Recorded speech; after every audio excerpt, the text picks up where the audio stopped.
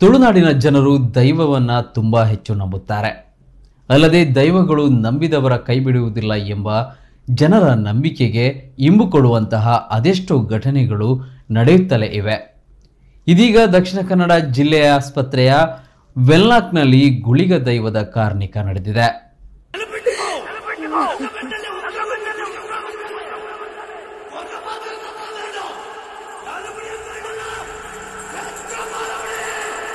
ಮಂಗಳೂರಿನ ಹಂಪನಕಟ್ಟೆಯಲ್ಲಿ ನಿರ್ಮಾಣವಾಗಿರುವ super speciality Wenlock ಆಸ್ಪತ್ರೆಯ ಸರ್ಜಿಕಲ್ ಸೂಪರ್ ಸ್ಪೆಷಾಲಿಟಿ ವಿಭಾಗದ ಕಟ್ಟಡ ನಿರ್ಮಾಣಕ್ಕೆಂದು ಇಲ್ಲಿದ್ದ ಹಲವು ಮರಗಳನ್ನು ಕಡಿಯಲಾಗಿತ್ತು. ಈ ವೇಳೆ ಅಲ್ಲಿದ್ದ ಗುಳಿಗ ದೈವದ ಸಾನ್ನಿಧ್ಯವಿದ್ದ ಬೃಹದಾಕಾರದ ಅಶ್ವತ್ಥ ಮರವನ್ನು ಕಡಿಯಲು ಗುತ್ತಿಗೆದಾರರು ಮುಂದಾಗಿದ್ದರು. ಆದರೆ ಅನೇಕ ಭಕ್ತರು ಹಾಗೂ ಪರಿಸರ ಹೋರಾಟಗಾರರು ಹೋರಾಟ ಮಾಡಿ ಮರವನ್ನು ಬೇರೆಡೆಗೆ ಸ್ಥಳಾಂತರ ಮಾಡಿದ್ದರು. ಯಾವಾಗ ದೈವ ಸಾನ್ನಿಧ್ಯವಿದ್ದ ಮರವನ್ನು ತೆರವು ಮಾಡಲಾಯಿತೋ ಅಂದಿನಿಂದ ಅಲ್ಲಿ ಗುತ್ತಿಗೆದಾರನಿಗೆ ಹಲವು ಸಂಕಷ್ಟಗಳು ಎದುರಾಗಿವೆ. ಕಾರ್ಮಿಕರು ಹಾಗೂ ಆಸ್ಪತ್ರೆಯ ಸಿಬ್ಬಂದಿಗಳು ಹಲವು ಅವಘಡಗಳು ಸಮಸ್ಯೆಗಳಿಗೆ ಸಿಲುಕಿ ಆಸ್ಪತ್ರೆ ಸೇರಿದ್ದರು. ಕಾಮಗಾರಿಯ ವೇಳೆ ನಾಗರಹಾವು ಕೂಡ ಬಲಿಯಾದ ಘಟನೆ ನಡೆದಿದೆ. ಓಟಿಯಲ್ಲಿ ಕಾರ್ಯನಿರ್ವಹಿಸುತ್ತಿದ್ದ ಓರ್ವ ಸಿಬ್ಬಂದಿಗೆ ಗಂಭೀರ ಸಮಸ್ಯೆ ಎದುರಾಗಿದೆ.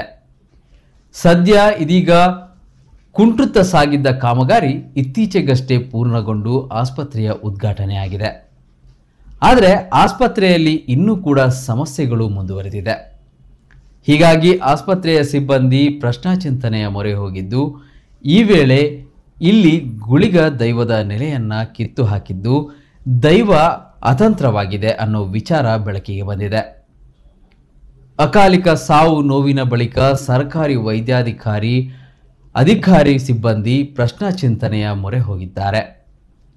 ಪ್ರಶ್ನಾಚಿಂತನೆಯಲ್ಲಿ ಕಾಮಗಾರಿ ನಡೆಯುತ್ತಿರುವ ಸ್ಥಳದಲ್ಲಿ ಈ ಹಿಂದೆ ಗುಳಿಗ ದೈವದ ಸಾನ್ನಿಧ್ಯವಿದ್ದು ಗುಳಿಗ ದೈವ ಕೋಪಗೊಂಡಿರುವುದು ಬೆಳಕಿಗೆ ಬಂದಿದೆ. ಸದ್ಯ ಈಗ ಆಸ್ಪತ್ರೆಯ ವೈದ್ಯರು ಸಿಬ್ಬಂದಿಗಳೇ ಹಣ ಸಂಗ್ರಹಿಸಿ ಗುಳಿಗ ದೈವದ ಪುನರ್ ಪ್ರತಿಷ್ಠಾಪನೆ ಮಾಡಿದ್ದಾರೆ.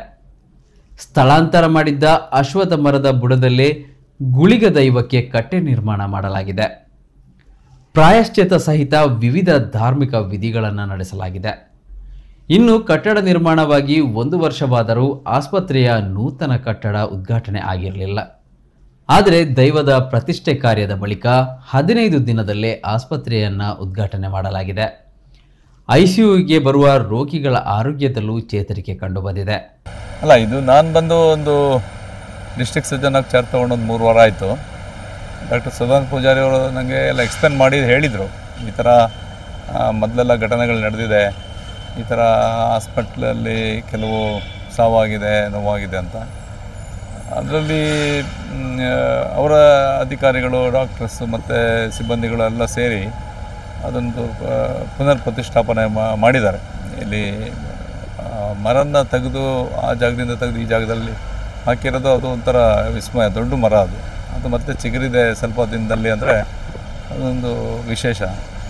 ಸೊ ಒಂದು ವೈದ್ಯರಾಗಿರಲಿ ಯಾರೇ ಆಗಿರಲಿ ಒಂದು ನಂಬಿಕೆ, ದೇವರ ಮೇಲೆ ನಂಬಿಕೆ ಇರುತ್ತೆ. ಸೊ ಆ ಪ್ರಕಾರವಾಗಿ ಅವರು ಗುಳಿಗ ದೈವ ಅದ್ರ ಬಗ್ಗೆ ಎಲ್ಲ ಈ ದಕ್ಷಿಣ ಕನ್ನಡದಲ್ಲಿ ತಮ್ಗೆ ಗೊತ್ತಿದ್ದ ಹಾಗೆ ಅದ್ರ ಬಗ್ಗೆ ಎಲ್ಲ ತುಂಬ ಅಪಾರವಾದ ನಂಬಿಕೆ ಇದೆ. ಸೊ ಆ ವಿಷಯದಲ್ಲಿ ಒಂದು ಜನರ ನಂಬಿಕೆ ಮತ್ತು ಜನರಿಗೆ ಒಳ್ಳೆಯದಾಗಲಿ ಅಂತ ಅದನ್ನು ಅಧಿಕಾರಿಗಳಾಗಲಿ ಇಲ್ಲಿ ಸಿಬ್ಬಂದಿಗಳಾಗಲಿ ಮಾಡಿರೋದು. ಬರುವ ಬಡ ರೋಗಿಗಳಿಗೆ ಯಾವುದೂ ತೊಂದರೆ ಆಗಬಾರ್ದು, ಮತ್ತು ಇಲ್ಲಿ ಆಸ್ಪತ್ರೆ ವೈದ್ಯರಿಗೆ ಸಿಬ್ಬಂದಿಗಳಿಗೆ ತೊಂದರೆ ಆಗಬಾರ್ದು ಅನ್ನೋ ಉದ್ದೇಶದಿಂದ ಮಾಡಿ. ಮತ್ತು ಎಲ್ಲ ಸರ್ವ ಧರ್ಮದವರು, ಕ್ರಿಶ್ಚಿಯನ್ಸ್ ಇರ್ಬೋದು, ಮುಸ್ಲಿಮ್ಸ್ ಇರ್ಬೋದು, ಕೆಲವು ನಮ್ಮ ರಕ್ಷಾ ಸಮಿತಿ ಸದಸ್ಯರಿದ್ದಾರೆ, ಅವರೆಲ್ಲ ಇದಕ್ಕೆ ಸಹಕಾರ ಮಾಡಿದ್ದಾರೆ. ಮತ್ತು ಅದು ಹರಕೆ ಮೂಕಾಂಬಿಕಾ ದೇವಸ್ಥಾನಕ್ಕೆ ಹೋಗಿ ಹರಕೆ ತೀರಿಸಿದ್ದಾರೆ ವೈದ್ಯರು ಮತ್ತು ಸಿಬ್ಬಂದಿ ವರ್ಗದವರೆಲ್ಲ ಸೇರಿಕೊಂಡು. ಸೊ ಇದು ಒಳ್ಳೆ ಕಾರಣಕ್ಕಾಗಿ ಆಗ್ತಾಯಿದೆ ಅಂದರೆ ನೆಗೆಟಿವ್ ಎನರ್ಜಿ ಒಂದು ದೂರ ಹೋಗಲಿ ಅನ್ನೋ ದೃಷ್ಟಿಯಿಂದ ಮಾಡಿದ್ದಾರೆ. ಒಳ್ಳೆಯದು. ಗುಳಿಗ ದೈವದ ಕಾರಣಿಕಕ್ಕೆ ಸರ್ಕಾರಿ ಜಿಲ್ಲಾಸ್ಪತ್ರೆಯ ಆಡಳಿತ ಮಂಡಳಿ ತಲೆಬಾಗಿದೆ. ಹಲವು ವರ್ಷಗಳ ಹಿಂದೆ ಹಂಪನಕಟ್ಟ ಪರಿಸರದಲ್ಲಿ ಕುಟುಂಬವೊಂದು ವಾಸಿಸುತ್ತಿತ್ತು. ನೂತನ ಸೂಪರ್ ಸ್ಪೆಷಾಲಿಟಿ ಆಸ್ಪತ್ರೆಯ ಕಟ್ಟಡ ನಿರ್ಮಾಣ ಸ್ಥಳದಲ್ಲಿ ಈ ಕುಟುಂಬ ನೆಲೆಸಿತ್ತು. ಕೆಲ ವರ್ಷಗಳ ಹಿಂದೆ ಈ ಕುಟುಂಬ ಮಂಗಳೂರಿನ ವಾಮಂಜೂರು ಪರಿಸರಕ್ಕೆ ಸ್ಥಳಾಂತರವಾಗಿತ್ತು. ಮನೆ ಸ್ಥಳಾಂತರವಾದ ಸಂದರ್ಭ ದೈವಗಳನ್ನು ತನ್ನೊಂದಿಗೆ ಕರೆದೊಯ್ದಿದ್ದರು. ಈ ಕುಟುಂಬ ಗುಳಿಗ ಸಹಿತ 5 ದೈವಗಳ ಆರಾಧನೆ ಮಾಡುತ್ತಿದ್ದರು.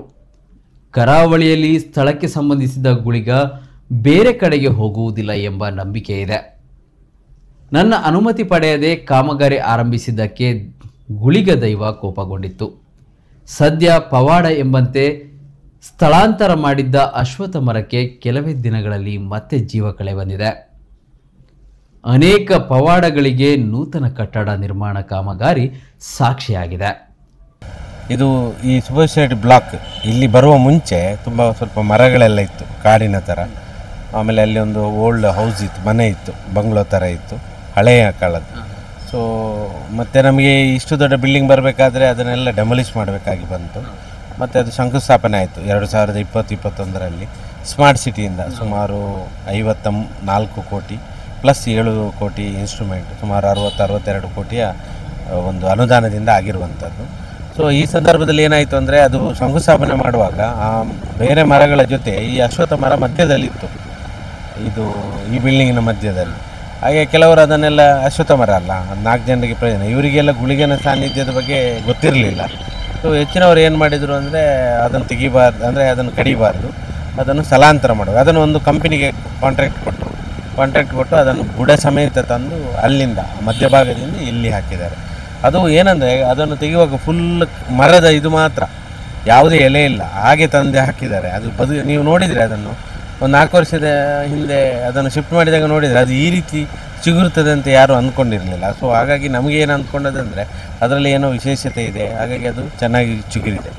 ಸೊ ಜೊತೆಗೆ ಏನಾಯಿತು ಅಂದರೆ, 92ರಲ್ಲಿ ಇಲ್ಲಿ ಒಂದು 15 ಕುಟುಂಬಗಳು, ದಲಿತ ಕುಟುಂಬಗಳು ಇಲ್ಲಿ ನೆಲೆಸಿದ್ದವಂತೆ. ಅವರು 5 ದೈವಗಳನ್ನು ನಂಬಿದ್ರು. ಸೊ ಅವರು ನಿನ್ನೆ ನಾವು ಲೈವ್ ಪ್ರೋಗ್ರಾಮಿಗೆ ಹೋದಾಗ ಅವರೆಲ್ಲ ಮಾತಾಡಿದರು ನಮ್ಮ ಹತ್ರ. ನಮ್ಗೆ ಗೊತ್ತಿರಲಿಲ್ಲ ಅವ್ರು ಯಾರು ಅಂತ, ಬಟ್ ಅವ್ರು ಮಾತಾಡಿ ನಾವೇನು ಹೇಳಿದ್ದೇವೆ ಅದು ಮತ್ತು ಅವರು ಹೇಳಿದ್ದೆಲ್ಲ ಒಂದು ಪೂರಕವಾಗಿದೆ, ತಾಳೆ ಆಗ್ತದೆ. ಸೊ ಅವರೇನು ಹೇಳಿದ್ರು, ನಮಗೇನು ತಿಳಿದು ಬಂದರೆ ಪ್ರಶ್ನೆಯಲ್ಲಿ 5 ದೈವದಲ್ಲಿ 4 ದೈವಗಳು ಅವರಿಗೆ ಸ್ಥಳಾಂತರ ಆಗಿದೆ ಅಲ್ಲ, ಇಲ್ಲಿಂದ ಆಗಿನ DC ಭರತ್ಲಾಲ್ ಮೀನಾ ಅವರಿಗೆ ಪರ್ಯಾಯ ವ್ಯವಸ್ಥೆ ಮಾಡಿಕೊಟ್ಟಿದ್ದಾರೆ. ಇಲ್ಲಿ ವಾಮಂಜೂರು ಹತ್ತಿರ ಅಂಬೇಡ್ಕರ್ ನಗರ ಅಂತ. ಅಲ್ಲಿಗೆ 4 ದೈವಗಳು ಹೋಗಿದೆ, ಅದರಲ್ಲಿ 1 ದೈವ ಹೋಗ್ಲಿಕ್ಕೆ ಕೇಳಿಲ್ಲ. ಇದನ್ನು ನಾವು ಪ್ರಶ್ನೆಯಲ್ಲಿ ಕೇಳಿದಾಗ ಯೂಶಲಿ ಸ್ಥಳ ಗುಳಿಗ ಬೇರೆ ಕಡೆ ಹೋಗೋದಿಲ್ಲ ಅಂತ, ಅದು ಆ ಕ್ಷೇತ್ರದ ರಕ್ಷಕನಾಗಿ, ಮತ್ತು ಸ್ವಲ್ಪ ಅವರ ಪ್ರಕಾರ ಇದು ಇಲ್ಲಿ ಸುತ್ತಮುತ್ತ ಶರಮಹಾಗಣಪತಿಗೆ ಸಂಬಂಧಪಟ್ಟದ್ದು ಅಂತ ಕೂಡ ಇದೆ. ಅದು ಇವರು ಶಿಫ್ಟ್ ಮಾಡಿದಾಗ ಅದಕ್ಕೆ ತುಂಬ ಅಸಮಾಧಾನ ಆಗಿ ಅಲ್ಲಿ ಪಕ್ಕದಲ್ಲಿ ಮುತ್ತಪ್ಪನ ದೇವಸ್ಥಾನ ಇದೆ, ಅಲ್ಲಿ ಹೋಗಿ ಸ್ವಲ್ಪ ಸಮಯ ಇತ್ತು ಅನ್ನುವಂಥದ್ದು ಕೂಡ ನಮಗೆ ಕಂಡು ಬಂದಿದೆ.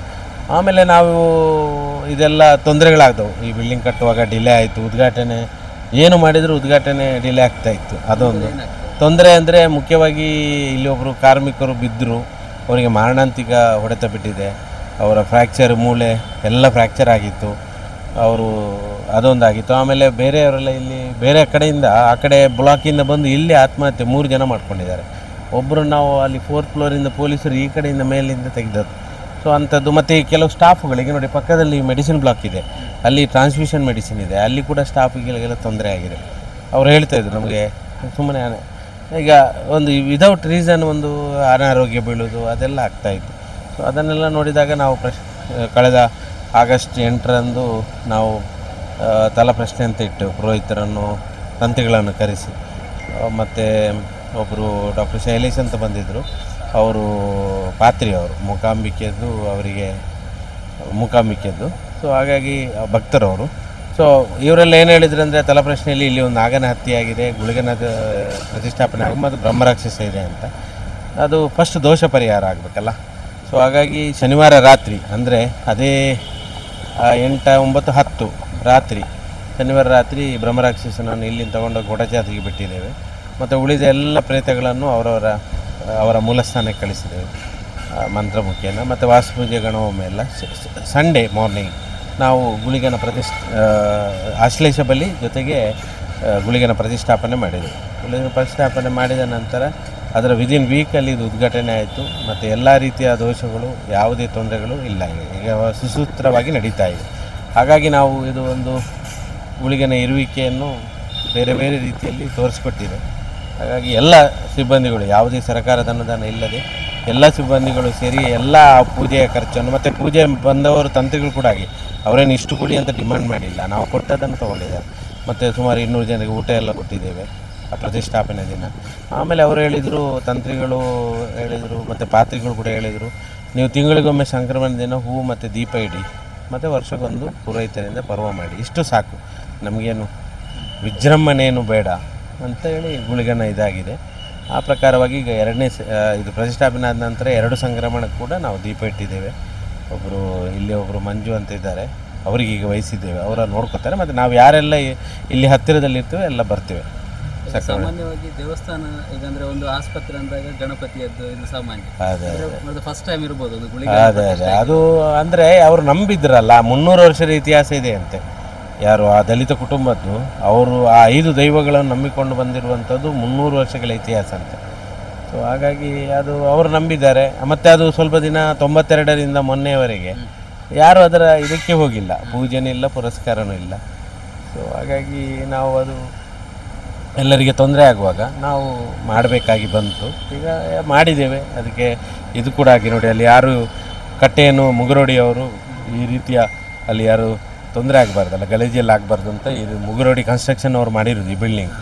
ಅವರು ಕೂಡ ಇದಕ್ಕೆ ದುಡ್ಡು ಕೊಟ್ಟಿದ್ದಾರೆ, ಡೊನೇಷನ್ ಕೊಟ್ಟಿದ್ದಾರೆ. ಮತ್ತು ಇದೆಲ್ಲ ವ್ಯವಸ್ಥೆ ಅವರು ಮಾಡಿರೋದು, ಹೊರಗಿನದ್ದು ಇದೆಲ್ಲ ಬೇಲಿ ಎಲ್ಲ ಹಾಕಿರೋದು, ಫೆನ್ಸಿಂಗ್.